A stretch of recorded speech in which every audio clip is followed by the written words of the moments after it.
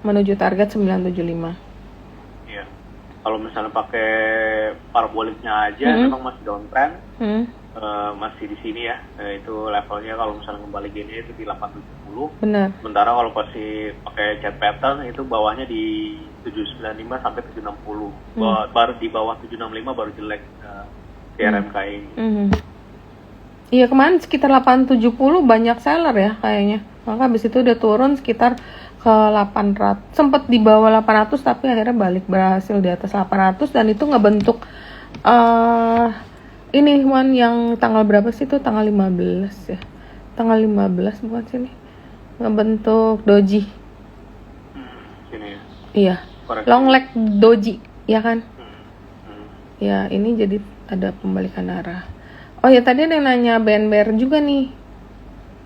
Oke, Raja nanti kita bahas. BNBR. BNBR kayaknya kemarin ada yang masuk gede kelihatannya, ada yang pengen diusir. RMKI katanya tadi bentuknya inverted head and shoulder ya. RMKE ini lebih ke rounding bottom aja sih. Rounding bottom. Iya, rounding bottom ya benar-benar. Oke, tadi apa yang baru Sarah? BNBR. BNBR candlenya doang sih jelek kemarin ya. Jadi sempat tertinggi di 84 tapi closingnya di 72. Ini kan very single thing ya. Iya. Nextnya itu banyak banget gap yang belum tutup ya. Karena ada buka ya naik. Bawahnya kalau pakai Vibo 50%-nya di 67, 61,8%-nya di 63. Kalau misalnya gap berarti di 70 sampai di 64. Ya tengah-tengahnya mungkin sekitar 63 64 itu. 63 64 ya. Oke. Kalau teman-teman yang belum punya mungkin jangan buru-buru ngambil dulu, kita lihat dulu perkembangannya. Mungkin kisaran kalau mau beli 63 64. Yang mau nambah juga kayaknya aku mau nambah situ sih. 63 64 ya. Oke, tadi ada yang nanya juga tentang Raja nih, Wan. Raja kemarin aku pikir mau rebound, aku beli di atas 1030. Ya, siangnya di sesi 2-nya nggak ada perlawanan, udah deh. Raja itu penentuannya nanti kalau misalnya paraboliknya aja udah berubah per Jumat kemarin dari di bawah jadi di atas lagi. Jadi emang penentuannya di 970 ini. Jadi di bawah 970 ini jebol? Ya, kalau jebol jadi rounding top dulu lah minimal nih. Kalau langsung jebol ya. Iya.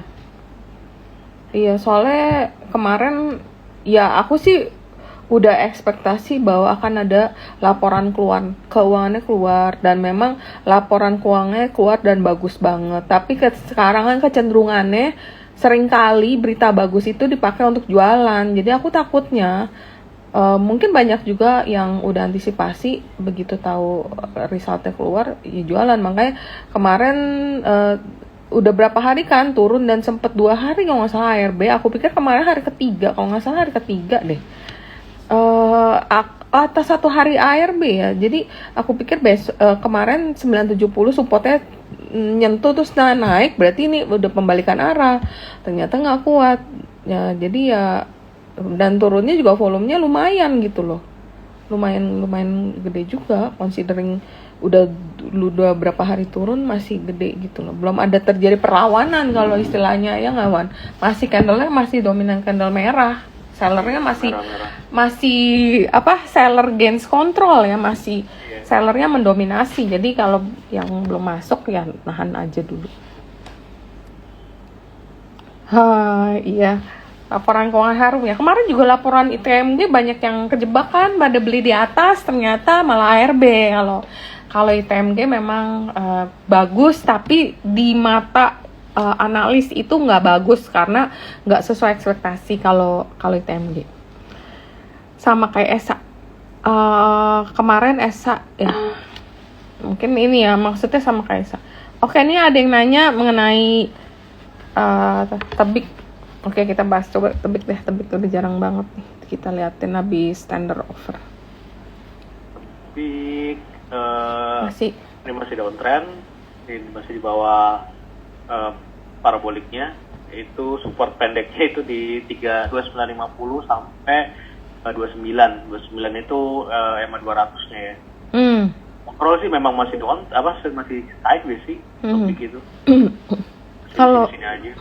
Kalau daripada tebik ya, aku sih lebih tertarik untuk invest di tower, karena tower itu kan sekarang harganya 1195. Jika ada koreksi lagi kayaknya boleh deh, kalau ada sekitar 1125 deh kayaknya sekitar. Soalnya tower itu tender offernya tuh di 13-an ya. Mungkin abis itu bisa ada potensi akan, ya ini rumor ya, tapi jangan di-quote ya, maksudnya rumor itu kan kadang benar kadang enggak. Ya mungkin abis itu akan dijual gitu loh, sebagian sahamnya di atas, yang nggak tahu deh. Nah aku lagi consider juga, karena kemarin aku sempat udah lepas karena indeksnya yang udah di angka-angka 7172 itu aku agak takut sih, jadi aku sempat lepas. Tapi kalau turun lagi aku kayak pengen ngambil tower lagi deh. Apa tadi Pak? Buka dan Goto gimana? Oke, kita cek Buka ya, karena Buka ini aku masih suka banget sih. Buka ya, so far sih masih sideways ya. Kalau misalnya pakai parabolik sih masih uptrend. Yang bagusnya adalah ketika pas kemarin turun itu nggak di bawah 300, break di bawah 312 tapi langsung balik lagi. Nextnya itu berarti kalau kita asumsi rounding bottom itu targetnya di 380 bukanya. Kalau bigger picture-nya itu resistan pentingnya di 400. Di atas 400 baru bisa jadi double bottom. 540 target selanjutnya. Sekarang 380 400 dulu. Iya sih. Ya Buka menarik lah, karena sekarang boleh dibilang udah jadi perusahaan investasi kan, punya dananya besar dan dananya itu ditempatkan ke beberapa company yang cukup prospeknya cukup bagus seperti BBHI juga. Apa ini? SCMA. Oke. Kalau kita lihat tadi MTech-nya bisa bagus, SCMA-nya bagaimana nih? SCMA-nya belum kemarin, bagus ya. Iya, kemarin itu harusnya kalau mau bagus break di 352 itu loh. Kemarin break tapi closing-nya balik lagi di bawah itu. 252 ya? Iya, 252. Kan tadinya kalau misalnya break 252 kan bisa jadi double bottom. Ternyata kemarin enggak, false break doang terus turun lagi. Emang susah sih. Jadi bawahnya lagi itu di 220 sampai last low-nya itu di 118 di situ. Di atas 252 baru bagus. Oh, oke. Iya, konstruksi minggu ini menarik. Sebenarnya konstruksi itu Pak Satriawan udah rekomen dari 2-3 minggu lalu ya, Wan. Lo ada post mengenai Wika Waskita. Wika ya. Wika sama PTPP deh. Iya, dan itu masih di sini nih. Ini karena waktu itu saya curiganya di sini nih. Ini masih jelek, masih downtrend, tapi volume kok gede banget. Iya. Kan kecil ya. Terus gue nggak ikut. Ya terus turun. Kayak PHP doang gitu kan. Iya. Emang hari setelahnya naik gitu. Iya, emang hari itu lo nge-share di klien punya rekomendasi itu naik kenceng. Aku pikir biasa nih main cuma sehari, jadi ngapain beli kalau udah naik. Besoknya sempat iya, apalagi biasa nih saham-saham konstruksi itu umumnya dia akan rally biasa di awal-awal tahun, dan biasa menjelang sekitar September, Oktober, November itu suka turun gitu, dan biasa kita bisa beli murah tuh sekitar November. Nah, sekitar November nanti boleh deh beli, November beli, Desember awal biasanya masih jelek, Desember akhir mulai bagus, dan biasa panen kita sekitar Januari, Februari, Maret itu puncak panennya. Jadi kalau bulan-bulan nanggung kayak sekarang aku nggak beli, aku pikir ini mah cuma trading seharian gitu. Ternyata naiknya lumayan juga sih ya. Mungkin karena adanya berita IKN itu, makanya karena ini di dalam Jakprop, dalamnya ada konstruksi, ada properti ya, beberapa properti juga udah naik juga sih, naiknya lumayan lah, oke lah, cukup oke lah, banyak. Oh, ada yang nanya nih, Era bagaimana ya Pak Satriawan? Belum kemana-mana. Trennya masih sideways, itu range besarnya 485 sampai 535 di situ. So far sih ya belum kelihatan lah ya, masih konsolidasi nih. Iya. Masih di sini-sini aja sih. Masih di sini-sini aja, turun enggak, naik enggak gitu. Jadi Iya. ya trading juga nggak menarik. Iya, makanya aku soalnya sempat beli kok beberapa kali, tapi aduh nggak bisa make money. Ya bisa sangat tipis ya, misalnya beli 500, paling 510, ntar marketnya tiba-tiba jelek, ntar dia turun di bawah gopay, begitu di bawah gopay kita udah nggak nyaman deh. Walaupun beritanya tuh banyak, beritanya tuh bagus-bagus, tapi sahamnya tuh nggak mau naik gitu. Memang era ini aku dulu pernah trading udah lama banget ya, waktu itu sekitar 700-an, beritanya bagus tapi nggak mau naik-naik. Begitu dia tanpa berita naik dengan volume kenceng, nah udah deh kita beli aja deh. Kalau dia misal dia mainnya tuh one way, naik ya satu arah doang, naik terus tanpa kita tahu beritanya. Jadi nanti akan beritanya keluar belakangan. Oke, nih ada yang nanya mengenai Indakiat dan Inco. Indakiat ini bagaimana? Indakiat juga sama, kalau misalnya range besarnya itu masih antara 71 sampai 86 ya. Itu masih muter-muter di situ aja dari November 2021.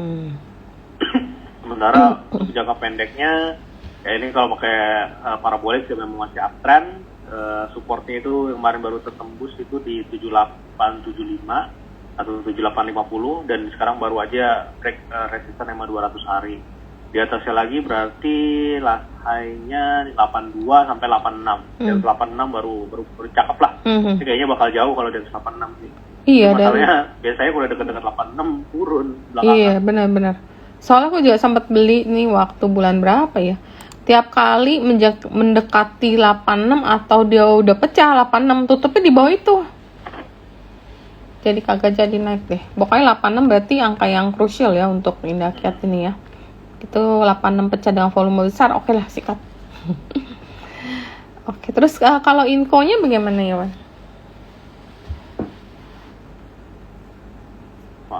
Nah ini udah sebenarnya kemarin pas turun naiknya panjang seperti ini sih kayaknya udahan gitu ya.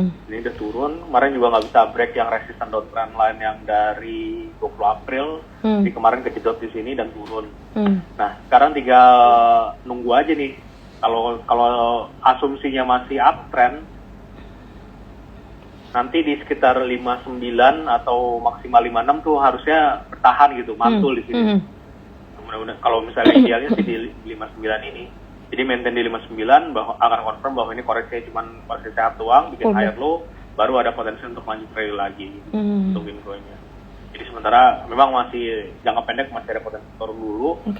Buy on exit-nya di 59, nanti di level itu ada potensi untuk penentuan gitu ya.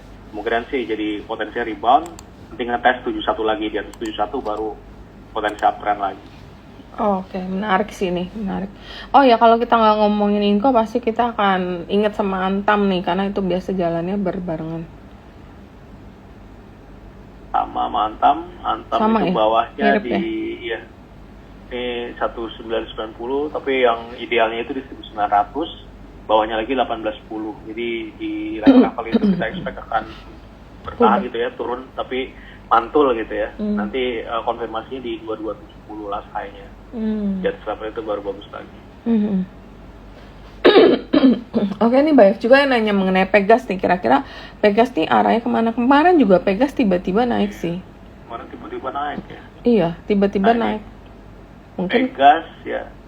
Nih sebenarnya udah pengen nge-cross ke bawah ya, parabolik SAR-nya. Tapi gara-gara kemarin hari Jumat naiknya kenceng, volume juga gede, jadi nggak jadi nih, harusnya ke bawah nih. Nah, next-nya itu last high-nya atau resistance-nya 1745, di atas level itu arahnya ke 1860 sampai di 1985. Iya, tutupnya 17 loh kemarin, naiknya lumayan.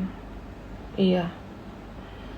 Oke, menarik sih Pegas ini. Kayaknya kalau dia bisa nge-break ke 1745, bisa ngebentuk cup and handle ya?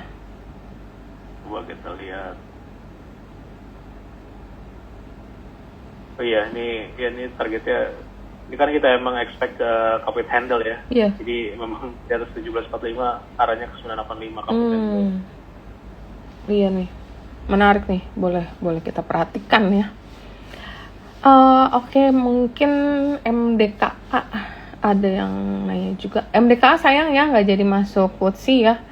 Jadi ya kita nggak tahu padahal. Tapi chartnya masih menarik sih. Iya. Cuman emang kemarin ya candle-nya kurang bagus. Candle-nya kurang bagus. Walaupun padahal awal-awal udah bagus. Iya. Closing-nya dijelekin lagi, aduh. Jadi ini support levelnya di 4150, EMA 200-nya itu di 4000 di sini ya. Jadi selama koreksi tetap di 4150, kemarin sih udah bagus ini setupnya. Jadi potensinya inverted head and shoulder, itu targetnya di 4970. Jadi harus break dan maintain di bawah 4150 atau di 41 lah ya. Itu baru ngebatalin ini inverted head and shoulder-nya MDK. Di bawah berapa yang kurang bagus? 41. 41. Oke. Iya sih. Karena sore itu sempat ada ada rumor kalau MDK ini nggak masuk MSCI. Jadi karena itu mungkin harganya agak turun dari atas. Oke, mungkin ini menjadi pertanyaan terakhir nih, energi. Kira-kira energi ini masih lanjut nggak? Bisa gerakannya sama kayak bumi nih. Iya, bisa. Kemarin turun. Energi, iya kemarin turun. Kalau pakai parabolik berarti dia udah dotnya udah di atas, udah merah. Nextnya itu yang jadi support itu 258, 254 gitu, di situ. Belakangan jadi konsolidasi muter-muter di situ. Maintain di 254, oke. Nextnya itu konfirmasi bagusnya itu di 306 di last time ya. Jadi harus maintain di 306 baru bagus. Di atas 306 jauh ya? Dan 306 itu arahnya ke 406. Lumayan jauh nih. Di bawah 254 baru akan ngetes support kuatnya di 216. Di bawah 216 baru jelek itu jangka panjang. Belakangan jadi masih konsolidasi. Iya. Cuma kalau kita lihat sih karena harga gasnya masih tinggi, biasa energi itu turun-turun jarang sekali dia ngebreak sampai ke bawah gitu karena memang harga gasnya masih tinggi. Oke deh, ini pertanyaan terakhir nih. Tadi sebenarnya energi terakhir. Oke, satu lagi ya, SMDR ya. SMDR Samudra. Ya, SMDR belakangan jadi konsolidasi. Ini sebenarnya kemarin setupnya udah bagus ya, break 29 pas turun, tapi turunnya bablas terus. Iya, bablas terus, ini yang bikin jadi tadinya bikin higher low, pasarnya udah bagus. Gara-gara break 29 jadi jelek lagi. Nah, belakangan jadi balik lagi konsolidasi, bawahnya itu di sekitar 2480.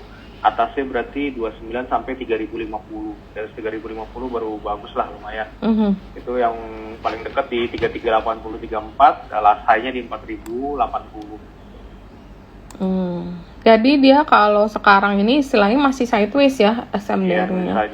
Belum ada tanda-tanda yang menarik. Mungkin kalau yang masih pegang belum nyentuh stop loss kali ya. Belum, kalau sekarang sih. Kalau dari sekarang ya, ada sekarang 25 ya stop loss ya. Kalau dari atas sih udah kena 29 itu sebenarnya angka stop loss. Iya, 29 sebenarnya udah jelek itu. Karena itu jadi base-nya setelah dia break itu jadi base. Kalau base-nya itu tembus ya berarti uptrend-nya bisa jadi terganggu gitu. Nah, kan lagi kan terbukti itu loh, terganggu kan. Jadi nggak bagus. Harusnya ke 3680 itu target. Oke, mungkin thank you banget Tuan untuk sharingnya dan untuk hari ini untuk materinya sangat-sangat menarik. Ini mungkin kita bisa coba ya teman-teman, jangan lupa dicoba.